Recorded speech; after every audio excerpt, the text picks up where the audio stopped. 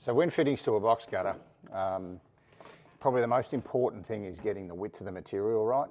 Most of the kits you'll find that the standard width's 250, 500 work, but with a box gutter and a Klip-Lok roof, it's really important that we get the width correct, because it really only needs to be onto the roof by anywhere between 120 and 150 millimetre. We're looking at anywhere in that gap is where we want the length of the mesh to finish. So to find that length, what you need to do to measure the distance between the box gutter wall and then add 50 mil to fit it to the wall.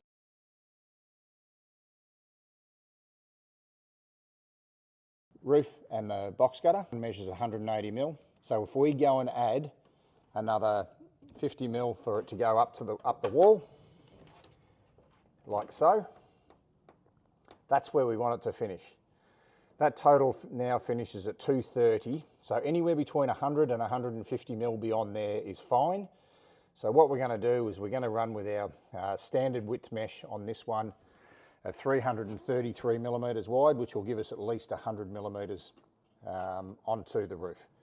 So again, 50 mil, connect to the wall, add the gap between the roof and the wall itself, and then add anywhere between 100 and 150 millimetres. That way you'll fit these clips exactly where you want them to be fitted.